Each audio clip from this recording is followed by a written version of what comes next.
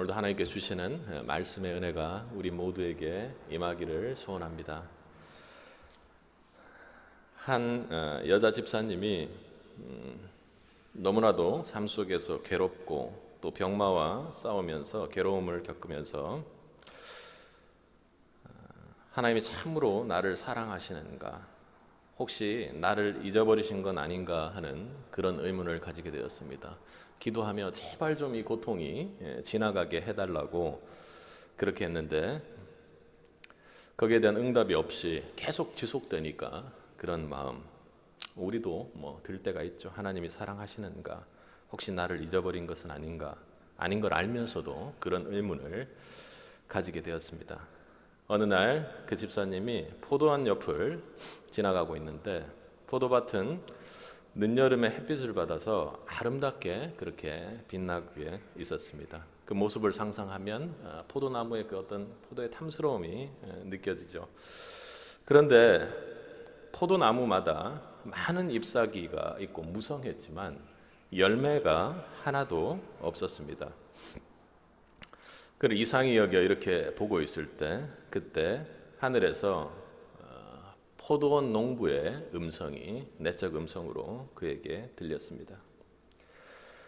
너는 너 자신이 당하고 있는 여러 가지 괴로움과 문제로 고통받고 있느냐? 내 딸아, 그러나 기억해라.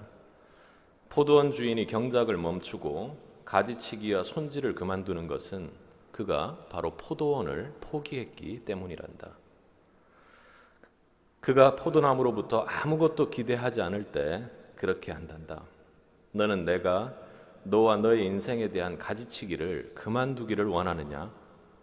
너는 내가 내 인생의 잎사귀 외에는 아무것도 기대하지 않기를 원하느냐?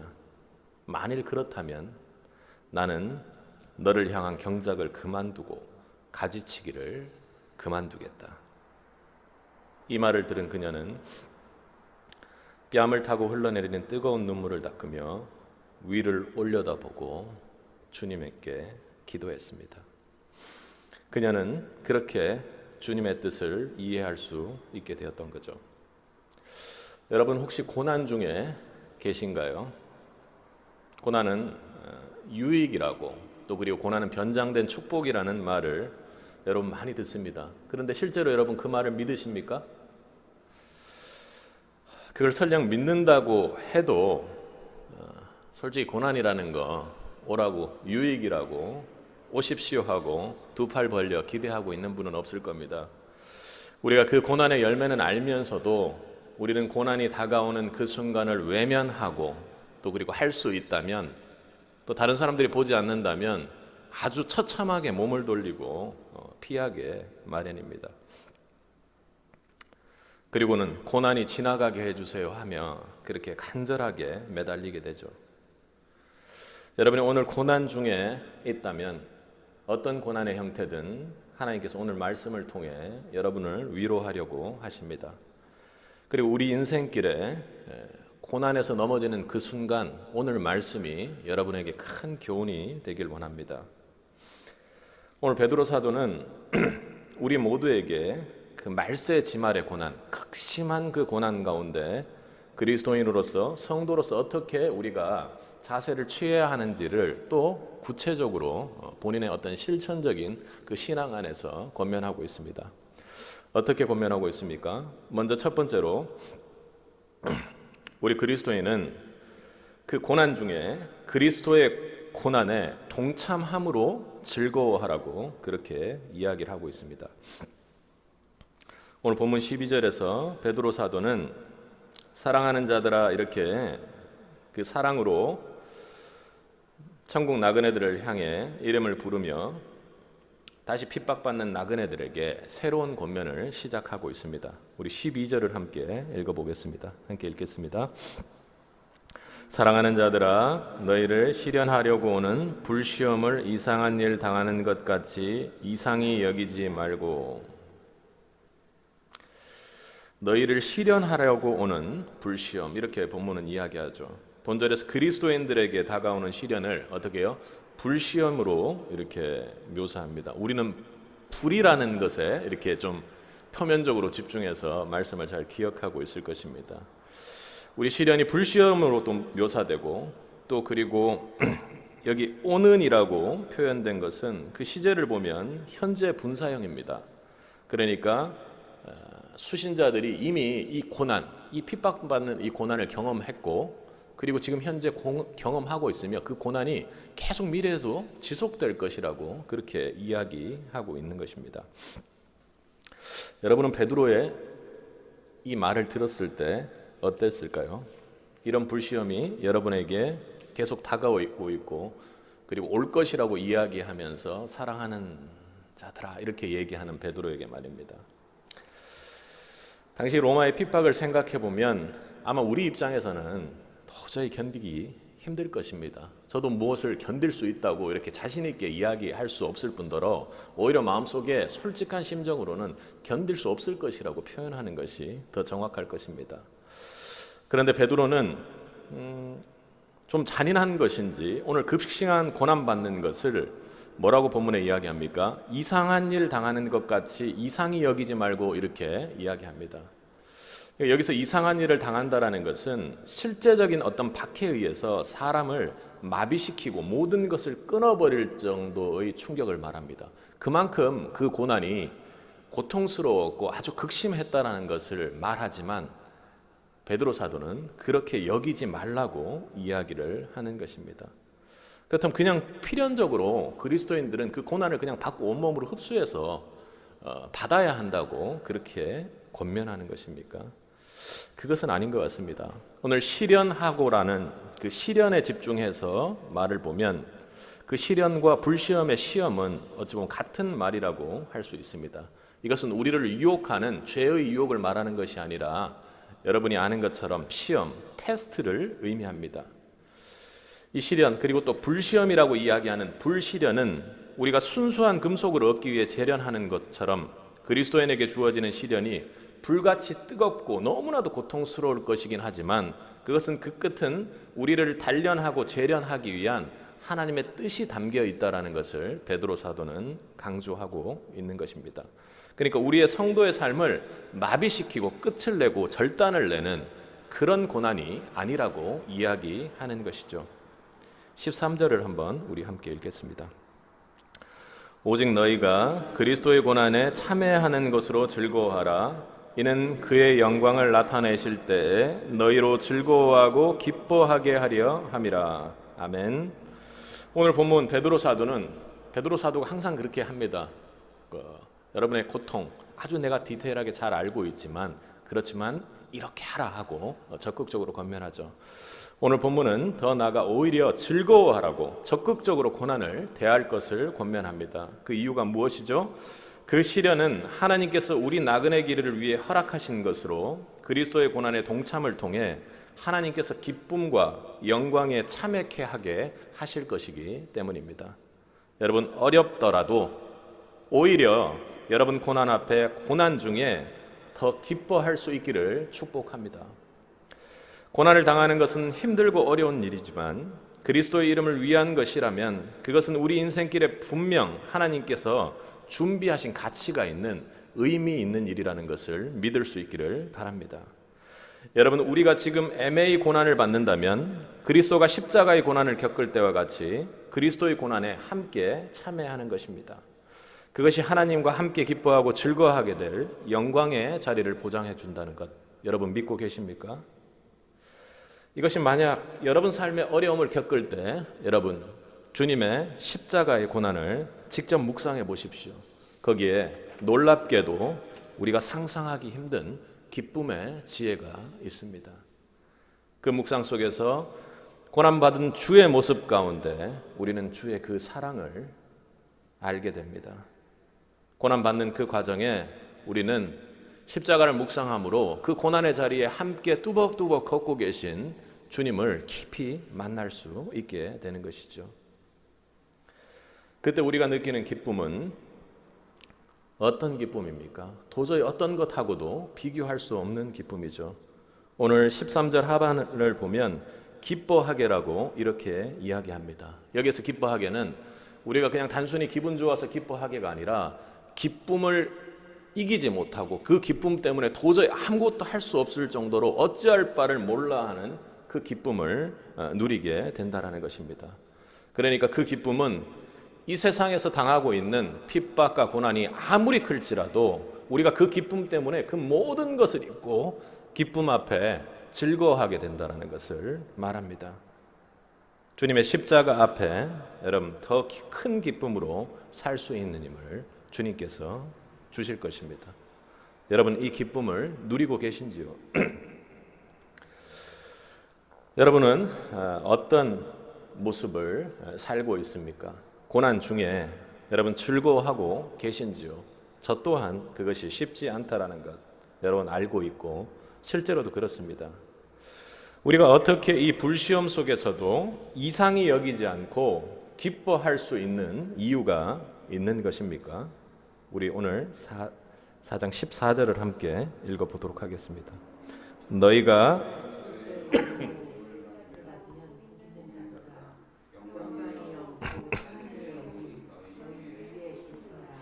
영광의 영 곧 하나님의 영이 너희 위에 계심이라. 아멘.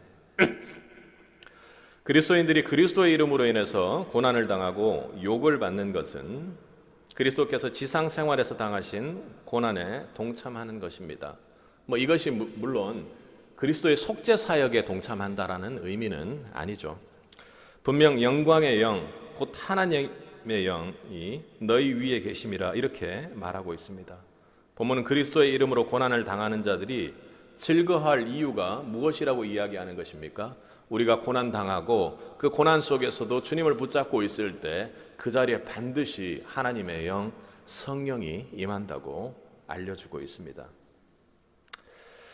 아이들이 어렸을 때부터 천국과 지옥 그리고 죽게 되면 천국 간다는 것 그런 것에 대해서 이렇게 저희 아이들도 많이 생각을 하다 보니까 아무래도 다른 아이들보다 물론 겁이 많다고 표현하면 좀 좋지 않은 표현이라서 적절치는 않지만 죽음이라든지 혹 병이라든지 사람들의 어려움에 대해서 관심을 가지다 보니까 또 반대편에서는 그런 것에 대한 어떤 두려움이 참 많은 것 같습니다. 그리고 어떻게 그렇게 생각이 들게 됐는지 모르겠는데 선교사가 되면 곧 죽을 수 있다라는 어떤 그런 생각들을 아이들이 하게 되는 것 같습니다. 그래서 조금 더 크면서 그런 것들이 좀 더 커지는 것 같습니다. 그런데 이제 아이들이 좀 더 커지고 나서 선교사에 대한 이야기를 이렇게 나누게 되면 아빠가 이제 선교를 하기 위해서 가게 된다고 하면 죽게 될 수도 있다고 그런 생각들을 본인도 마찬가지입니다. 본인도 선교사를 하겠다고 하면서도 그런 생각들을 하는가 봅니다. 그때 제가 이렇게 이야기를 많이 해줍니다. 우리가 어렸을 때 한 번 정도는 그 부루마블 게임이나 이런 것들을 해보신 적이 있을 겁니다. 그때 아주 고통스러운 상황들이 뭐죠? 이렇게 지나가다가 엄청나게 건물이 많이 지어진 그 도시를 지나가게 되면 내 재산이 완전히 탕진될 정도로 돈을 줘야 되는 상황이 있습니다. 그때 그 게임 할 때 사용하는 게 뭔지 알죠? 무슨 이렇게 우대권, 면제권 이런 거를 내면 그것들이 모든 것이 탕감되게 됩니다. 근데 여러분 그 우대권을 언제 사용하게 되죠? 내가 극심한 고난의 상황에 있을 때. 아이들에게도 그렇게 설명을 해줍니다. 선교를 해서 우리가 만약 극심한 상황에 우리가 견디기 힘들 정도의 어떤 죽음의 문턱 앞에 서 있을 때 하나님께서 그 우대권을 너희들에게 내밀어 주실 것이라고. 그리고 그 극심한 어려운 앞에 하나님께서 함께 하시면서 성령으로 우리의 갈 길을 열어주실 것이라고 확신한다고 그렇게 이야기를 합니다. 여러분 어떤지요? 그런 믿음이 있으십니까? 어떤 어려움과 불시험이 오더라도 여러분 두려워하지 마십시오. 담대하십시오. 그것은 우리가 힘이 있기 때문에 우리 힘으로 우리가 주먹을 불끈 쥐고 있기 때문에 담대해지는 것이 아니라 그 자리에 성령이 함께 하시기 때문임을 믿을 수 있기 바랍니다. 내게 능력 주시는 자 안에서 내 능력으로는 도저히 해결할 수 없는 파산하고 탕진하고 죽음의 길 앞에 두려워 벌벌 떨 수 없는 그 상황 속에서도 그분께서 능력 주시기에, 그분께서 내 위에 임재하시기에 반드시 그 고난을 극복하고 통과할 것입니다. 오히려 그 영광의 영, 하나님의 영 가운데 여러분의 기쁨의 벅참으로 누리게 될 것입니다. 고난을 즐거워하는 이 은혜가 우리 모두에게 있기를 간절히 축복합니다. 두 번째로는 이 고난에 대해 베드로 사도는 그리스도인이라는 이름으로 고난이 하나님께 영광이 되게 하라 이렇게 말합니다. 여러분, 고난이 나에게 생기면 여러분 무슨 생각을 하십니까? 보통 내게 무슨 잘못이 있어서 이렇게 고난을 받는 것이 아닌가 이렇게 생각합니다. 오늘 본문에서는 하나님께 영광된 그리스도인이 되기 위해 나그네답지 않는 삶, 그리고 죄로 인해서 고통받는 삶을 살지 말라고 먼저 권면하고 경고하고 있습니다. 우리 15절을 함께 읽겠습니다. 너희 중에 누구든지 살인이나 도적질이나 악행이나 남의 일을 간섭하는 자로 고난을 받지 말려니와. 그리스도인이 자신의 악행으로 그리고 간섭하는 자, 그 당시에는 이 간섭하는 자가 남의 것을 탐내고 이러는 말로 사용되었지만 여기에서 보면은 어찌 보면은 밀고자, 그러니까 예수를 배신해서 예수를 믿는 사람들을 공격하는 어떤 그런 말을 하는 사람의 죄를 말합니다. 우리로 치면은 성령을 방해하는 거죠. 교회 사역을 방해하고 교회가 문제가 있는 것처럼 또 선교지에서 그렇게 하는 일을 말합니다. 어쩌면 베드로도 그 일에 정말로 엄청나게 시달리지 않았겠습니까? 그렇게 해서 받는 고난은 결코 그리스도의 영광이 아니며 그 악행 자체는 형벌을 받아 마땅한 것이므로 그리스도인으로서 겪게 되는 고난과는 구분해서 이야기를 하는 것입니다. 그러므로 우리는 죄로 인해 그 벌로 고통을 받게 되는 경우가 있죠. 그래서 우리는 고난이 하나님께 영광이 되게 하기 위해서 먼저 해야 될 것이 우리 자신을 성찰하는 것입니다. 그런데 여러분, 이것을요 고난받고 있는 분에게 가서 여러분들이 이야기해서는 안 됩니다.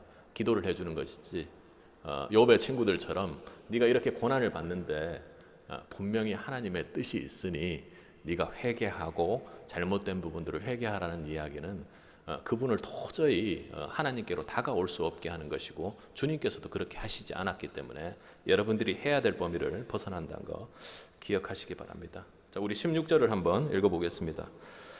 만일 그리스도인으로 고난을 받은즉 부끄러워 말고 도리어 그 이름으로 하나님께 영광을 돌리라. 아멘. 그리스도인으로 고난을 받은즉 이렇게 이야기하며 그리스도인이라는 말이 나오죠. 신약 성경에서는 그리스도인은 자주 사용되는 표현이 아닙니다. 신약 성경에서 약 3번 사용이 되었습니다. 그리스도인은 예수를 믿는 자들을 가리키는 말이죠. 처음에는 제자, 형제, 성도라는 호칭이 되다가 안디옥 교회가 설립되었을 때 당시 성도들에게 그리스도인이라는称호가 처음으로 사용되었습니다. 그러니까 저 사람들은 세상 사람들이 보기에 좀 이상하게 사는 사람들이다 하고 구별되어 불렀다는 말입니다. 어찌 보면 그리스도인이라는 것이 그리스도 도당, 그리스도인 무리 이렇게 해서 좀 좋지 않게 칭해졌던 것입니다. 또 두 번째로는 바울이 아그리빠 왕에게 대면하여 말할 때 그런 얘기를 하죠. 적은 말로 나에게 그리스도인이 되게 하려고 한다고 바울이 예수를 증거하고 그 앞에서도 전도를 시작할 때 그렇게 그리스도인이라는 말을 사용했습니다. 또 세 번째, 오늘 보면 그리스도인으로 고난을 받을 때 이렇게 라고 말하고 있는 것을 보면 초기에는 주로 성도들을 박해할 때 그리스도인이라는 말이 큰 좋은 의미로 사용되지 않은 것으로 생각이 듭니다. 당시 역사를 생각해 보면 그리스도인의 이름은 핍박을 넘어 조롱거리이고 모든 것을 잃게 되는 어떤 그 이름을 칭하는 것일 수 있습니다. 그러나 오늘 본문은 그로 인해 세상에게 핍박받고 외톨이가 될지라도 부끄러워하지 말고 하나님께 영광을 돌리라고 그렇게 베드로 사도가 권면합니다. 돌리라는 그 말 앞에 베드로 사도가 간절히 제발이라고 하는 어떤 그런 말씀들이 마음속에 묵상이 되었습니다. 여러분은 그리스도인으로 부끄럽지 않게 하나님께 영광 돌리는 삶을 살고 있다고 아멘이라고 그렇게 화답할 수 있겠습니까? 오늘 본문은 그리스도인이라는 이름으로 우리가 이 땅을 살아갈 때 하나님께 영광을 돌리는 삶을 살고 있는지 그렇게 돌아보게 합니다. 그리스도인들을 핍박했지만, 그리고 그리스도인이라는 이름으로 조롱했지만 예수님이 그들을 보았을 때 어땠을까요? 안디옥 교회의 모습 속에 세상과는 다른 삶을 살고 있는 그들을 보았을 때 주님께서는 기뻐하셨을 것이고 그 안에서 구별된 삶을 살았던 것입니다. 다른 어떤 사람들은 핍박하고 그리스도 도당이라고 하고 조롱했을지라도 말입니다. 그리고 아그리빠 왕 앞에서 죄수의 신분으로 갔음에도 불구하고 담대하게 복음을 전하고 있는 바울의 모습 가운데서 주님께서는 진정한 네가 그리스도인이다 하고 바울을 그렇게 보고 계시지 않았겠습니까? 여러분, 그것은 이해가 되는데 오늘 본문은 고난 중에도 영광을 돌리라고 말하며 그리스도인이라는 이름을 이야기를 하고 있습니다. 여러분, 고난과 핍박 속에 있어서 부끄럽지 않게 그리스도인으로 하나님께 영광 돌린다는 것이 여러분 무엇입니까? 오늘 본문에 그렇게 그리스도인으로 고난을 받은 즉 부끄러워 말고 하나님께 영광을 돌리라고 하는 그 말은 예수를 부인한 베드로의 모습을 생각하게 합니다. 과거 그에게 그리스도인은 어쩌면 무언가 숨기고 싶은 비밀과도 같은 것이었을 것입니다. 우리 마가복음을 한번 가서 찾아서 읽어보겠습니다. 여러분이 잘 아는 구절입니다. 마가복음 14장 66절입니다. 66절부터 72절까지 베드로가 무엇을 그리스도인으로서 숨기고 싶었는지를 천천히 한번 같이 읽어보도록 하겠습니다. 함께 읽겠습니다. 베드로는 아래 뜰에 있더니 대제사장의 비자 하나가 와서 베드로의 불잼을 보고 주목하여 가로되 너도 나사렛 예수와 함께 있었도다 하거늘 베드로가 부인하여 가로되 나는 내 말하는 것이 무엇인지 알지도 못하고 깨닫지도 못하겠노라 하며 앞들로 나아갈새 비자가 그를 보고 곁에 서 있는 자들에게 다시 이르되 이 사람은 그 당이라 하더니 또 부인하더라. 조금 후에 곁에 서 있는 사람들이 다시 베드로에게 말하되 너는 갈릴리 사람이니 참으로 그 당이니라. 베드로가 저주하며 맹세하되 나는 너희 말하는 이 사람을 알지 못하노라. 닭이 곧 두 번째 울더라. 이에 베드로가 예수께서 자기에게 하신 말씀 곧 닭이 두 번 울기 전에 내가 세 번 나를 부인이라 하심이 기억되어 생각하고 울었더라. 베드로 그는 두려웠습니다. 자신이 그리스도인이라고 예수와 함께 있는 당이라고 이야기하는 것이 무서웠습니다. 그런데 그는 그것이 얼마나 부끄러운 일인지 통탈한 일인지 부활한 주님을 보고 만나고 나서 더욱 깊이 깨달았을 것입니다. 성령 충만을 받은 그는 매일매일 자신의 이 모습 앞에 내가 어떤 모습이었는지를 보고 정말로 그 부끄러운 모습 앞에 회개하며 주님 앞으로 더욱 다가갔을 것입니다. 그러나 이제 그는 그리스도인이라는 사실을 자랑스럽게 여기고 있습니다. 두려움 가운데서도 그리스도인이라는 이름만으로 핍박받던 그 시절 그는 오히려 자신이 그리스도인으로 고난받기를 두려워하지 않으므로 고난으로 하나님께 영광을 돌리라고 그렇게 강력하게 권면하고 있습니다. 베드로의 심정이 여러분 이해가 가십니까? 서머나교회의 폴리캅 감독은 성도의 고발로 AD 155년경에 로마에 체포되었습니다. 로마 총독은 그를 배교시키려고 황제를 주인으로 인정하라고 했습니다. 그때 폴리캅은 86년간 내가 살면서 그분은 나를 한 번도 배반한 적이 없으신데 어떻게 내가 참 주님 대신 그 예수님을 배신하겠습니까? 그는 그래서 불에 태워져 순교하게 되었습니다. 그러나 그는 하나님께 영광을 돌렸죠. 나는 나를 태우는 불이 무서운 것이 아니라 지옥에 꺼지지 않는 불이 더욱 무섭다고 고백하며 주께 영광을 돌렸습니다. 여러분, 환난의 시대, 고난과 핍박 속에서 하나님께 영광이 되지 못한다고 그렇게 이야기하고 계신지요? 코로나 때문에 하나님께 영광 돌리는 일, 그러니까 전도하고 그리스도인으로 구별된 삶을 나타내기가 쉽지 않다고 그렇게 고백하고 있는 건 아닌지요? 여러분, 그렇지 않습니다. 주님은 베드로에게 고기를 많이 잡아오라고 그렇게 이야기한 적이 없으시죠.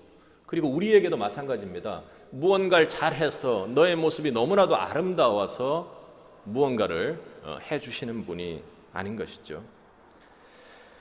고난을 받으며 그리스도인이 하나님께 영광이 되는 것은 고난 속에서도 정확히 그리스도인으로서의 위치에 서 있는 것입니다. 시련과 불시험 속에서도 언제나 흔들리지 않고 주님 편에 서 있는 것이죠. 고난을 당할 때 믿음의 평정심이 깨어지지 않으며 소망의 기대가 흔들리지 않으며 사랑의 넘침이 부족하지 않으며 그 고난 속에서도 묵묵히 흔들림 없이 십자가의 길을 걸으셨던 것처럼 주님의 그 자리에 설 때, 끝까지 주님의 믿음 안에 있을 때 그리스도인으로서 그 이름으로 하나님께 영광을 돌리는 것입니다. 여러분은 지금 어느 편에 서 계신지요? 여러분 마음속에 주님 편에 서 있기만 하면 그것이 하나님께 영광된다고, 그리고 내가 뭔가를 잘하는 것이 아니라 주님 편에 끝까지 이 고난 속에서도 붙들고 있으면 그것이 하나님께 영광을 돌리게 되는 것이라는 그 믿음의 확신이 있습니까? 이처럼 그리스도인 천국 나그네로서 여러분에게 고난 중에 주님 편에 견고히 서는 그 이름으로 영광을 돌리는 은혜가 있기를 주님의 이름으로 간절히 축원합니다. 세 번째로 고난에 대한 자세, 여러분에게 가장 중요한 것 중에 하나입니다. 우리 19절을 함께 읽어보도록 하겠습니다. 그러므로 하나님의 뜻대로 고난을 받은 자들은 또한 선을 행하는 가운데 그 영혼을 미쁘신 조물주에게 부탁할지어다. 베드로가 어떻게 말합니까? 주님께 자신의 영혼을 부탁하라, 이렇게 이야기를 합니다. 그러니까 고난 가운데에서 어떻게 해요? 자신의 영혼을 주님께 부탁할 수 있어야 합니다. 선을 행하는 가운데 그 영혼을 미쁘신 조물주에게 부탁할지어다, 이렇게 말하죠. 그리스도인들은 아무리 고난을 받는다 할지라도 먼저는 그들을 박해하는 자, 핍박하는 자들에게 악으로 갚아서는 안 됩니다. 우리가 말씀을 통해서 앞서 형제에 대한 말씀, 그리고 또 원수에 대한 말씀을 보면서 어떻게 했습니까? 악이 아니라 선으로 그들에게 행해야 된다고 말했습니다. 그래서 베드로는 먼저 선을 행하는 가운데 이렇게 말하고 있는 것입니다. 또 오늘 베드로가 강조하는 것 중에 하나는 영혼을 부탁할지어다, 이렇게 말하죠. 여기 부탁한다라는 것은 보통의 부탁하고 다릅니다. 그러니까 여러분이 예금하다 그리고 맡기다, 어떤 이런 의미에서 유래된 말입니다. 예금은 다른 것과 다르게 맡길 때 여러분이 이 예금이 없어질 거라고 생각하고 맡기는 분은 아마 없을 것입니다. 예금이 다른 것하고 다를 게 어떤 투자하고 전혀 다른 개념이죠. 그래서 예금한다라는 의미의 어떤 그 어원들은 우리가 그것을 쌓아두고 그것이 없어질 것이라고 생각하는 것이 아니기 때문에 완벽한 신뢰, 그리고 내가 가지고 있는 것과 똑같은 것이라고 그렇게 이해를 하시면 됩니다. 그러니까 오늘 여기서 부탁할지어다는 하나님께 완전한 신뢰를 가지고 의탁하는 것을 말합니다. 지금 베드로는 순교당하면서 박해당하는 현장에서 이 서신을 보내고 있죠. 사도 베드로는 그 고난이 더욱 극심해질 것을 예감하고 있습니다. 고난의 현장에 어떻게 해요? 육체의 죽임도 일어날 수 있는 상황이죠. 그러나 중요한 것은 이 땅에서 가장 극심한 죽음의 고난 앞에 설지라도 내 영혼을 주님께 부탁하라고 그렇게 비장한 마음으로 권면하고 있는 것입니다. 참으로 중요한 것이죠. 우리는 주님을 향한 절대 신뢰를 가지고 고난 가운데서도 자신의 영혼을 보호해달라고 영혼을 맡길 수 있는 그 신앙을 가질 수 있기를 축복합니다. 고난 중에서 가장 큰 무기이고 이것이 되는지 아닌지가 여러분의 사역의 현장, 그리고 또 천국 나그네 길에서 여러 가지 방해 가운데서도 그것을 뚫고 하나님의 길, 하나님이 예비하신 길로 갈 수 있는지 여부가 결정되는 것입니다. 신약 성경에서도 그렇게 영혼을 부탁하는 장면들이 나옵니다. 그 대표적인 예가 예수님께서 십자가상에서 마지막으로 하나님께 자신의 영혼을 위탁하는 것이죠. 누가복음 23장 46절에 예수님께서는 마지막으로 기도하며 아버지 내 영혼을 아버지 손에 부탁하나이다 하고 그렇게 말씀하셨습니다. 스데반도 그 순교의 순간 주 예수여 내 영혼을 받으시옵소서 하고 그 천사의 얼굴을 하고 순교의 상황 속에서도 자신의 영혼을 맡겼습니다. 여러분은 하나님께 여러분의 영혼을 어떤 방식으로 언제 의지하고 있는지요? 중요한 것은 내가 하나님께 의지하는 것과 내가 하나님께 간구하는 것은 다른 문제라는 것을 여러분 꼭 기억하셔야 합니다. 우리는 보통 부족과 결핍이 있을 때 간구를 시작하시죠. 그리고 이렇게 기도합니다. 우리의 기도, 이걸 해주시면 제가 모든 걸 내가 이걸 해드리겠습니다. 하나님 이번 고통과 고난만 통과하게 해주신다면 내가 주님을 위해서 어떻게 이런 사역을 감당해내겠습니다. 정말 이 사업을 성공하게 해주시기만 한다면 이 사업을 하나님께 드리겠습니다. 이렇게 기도합니다. 어찌 보면 누구는 이걸 표현을 하나님과 거래하는 기도를 한다고 하는데 저는 뭐 꼭 그렇게 생각하지는 않습니다. 하나님과 기도할 때 이런 기도는 분명히 필요합니다. 그러나 고난 중에 이러한 기도는 우리의 영혼을 맡기는 기도가 아니라는 것을 여러분 기억하십시오. 어느 정도 부족하면 나의 무엇을 드리겠습니다 하는 그런 기도를 하게 되죠. 어느 정도 부족하면 하는 기도 말입니다. 그것은 여유가 있습니다. 그러나 극심한 고난 중에 우리는 감당하기 힘든 고난 중에 우리가 어떠한 것도 할 수 없는 존재라는 것을 알게 됩니다. 예수님이 십자가상에서 스데반이 돌을 맞으며 그 죽음의 그 앞선 그 상황 속에서 그가 무엇을 할 수 있었겠습니까? 그러나 그의 기도는, 예수님의 기도는 그때 즉시 자신의 영혼을 모두 하나님께 맡기는 기도를 했던 것입니다. 그 극심한 고난 앞에, 우리가 어떠한 것도 할 수 없는 그 고난 앞에 우리는 크신 하나님, 그 전능하신 하나님을 만나게 됩니다. 사망의 음침한 골짜기를 지날 때에도 우리는 너무나도 크시고 언제나 그곳에 계신 주님을 만나게 된다라는 것이죠. 여러분도 살면서 고난이라고 하는 것, 특별히 애매히 고난받는 경우들이, 억울하게 고난받는 경우들이 있었을 것입니다. 그리고 그 고난이 너무나도 극심해서 내 손으로는, 내 힘으로는 그 어떠한 것도 할 수 없는 그 처참한 상황에 달했을 때, 여러분 그때 기도하시지 않습니까?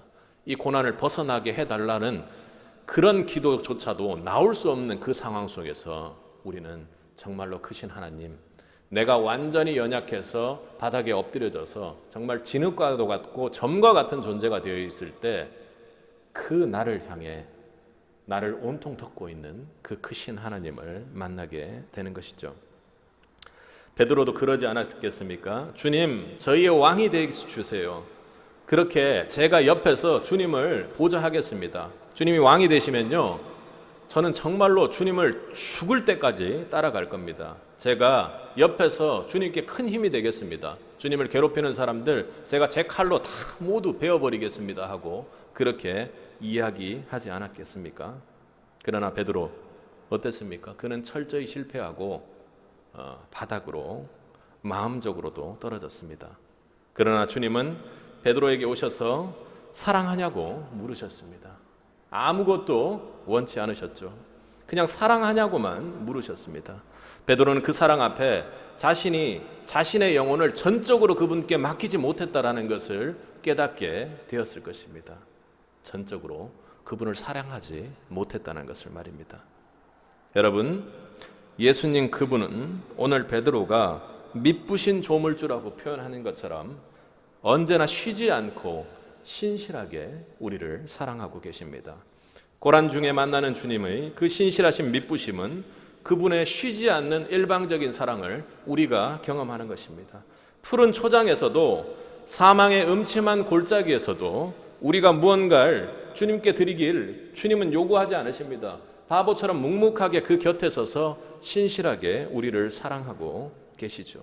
그분은 모든 것을 가지고 계신 분이기에, 그리고 우리를 쉬지 않고 사랑하시는 분이기에 그분은 곁에서 우리를 지키고 보호하여 주신다는 것입니다. 주님께서 고난을 통해 우리에게 원하시는 것은 나의 무언가가 아니라, 나의 일부가 아니라, 나의 사역을 원하는 것이 아니라, 주님께서는 전적으로 주님 한 분만을 사랑하고 내가 모든 것을 쏟아 너에게 부었던 것처럼 너도 나를 사랑하냐고 주님께서 묻고 계시는 것입니다. 그리하여 우리는 그 고난을 통해, 극심한 고난, 주님께 의지하지 않고는 견딜 수 없는 그 고난 가운데 내 영혼이 전적으로 예수님께 의지하기를 주님께서 원하신다라는 것을 실제로 깨닫게 되는 것이죠. 도저히 감당할 수 없는 고난 앞에 너무나도 크신 그 사랑, 그 신실하게 사랑하시는 그 주님만을 만날 수 있기를 전심으로 여러분 앞에 축복드립니다. 주님께서는 그 고난 앞에 여러분이 진정으로 사랑하는 법을 배우시기를 원하십니다. 전 영혼이 하나님 한 분만을 사랑하고 찬양하기를 바라십니다. 제가 개인적으로도요, 여러분에게 바라는 것은 그것 하나만이라도 이 천국 나그네 길에 하고 갔으면 좋겠다라는 것입니다.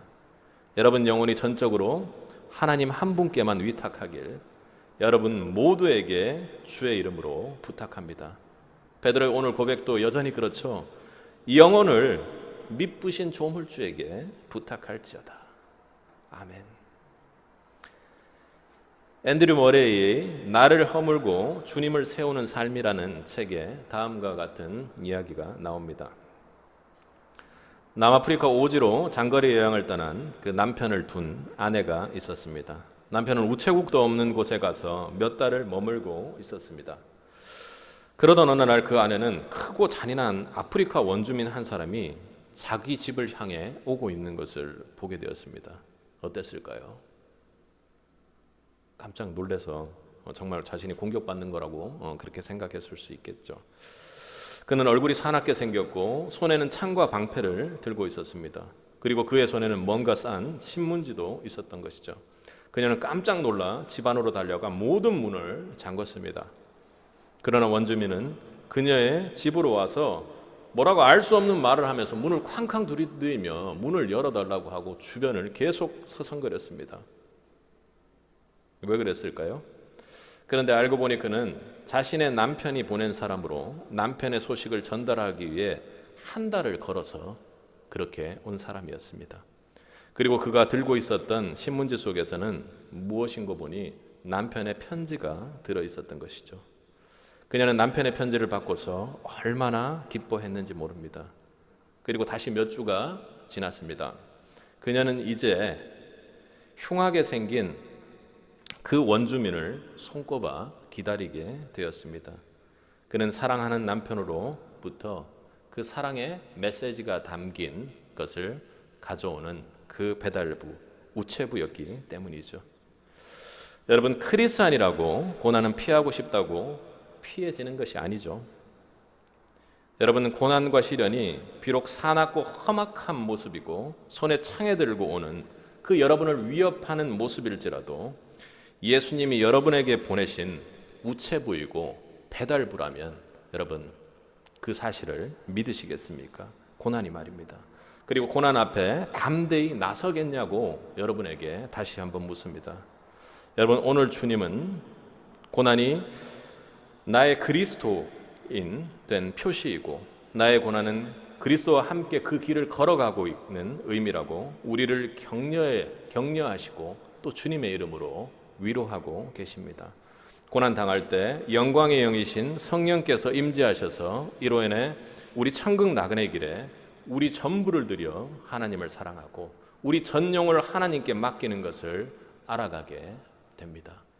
여러분, 그 극심한 고난 가운데 내가 아무것도 할 수 없는 그 연약한 존재라는 것을 깨닫게 하는 그 고난 가운데 주님께서 여러분을 바라보시고 일어나라고, 내가 함께 하고 있다고 하고 있는 음성을 들을 수 있길 바랍니다.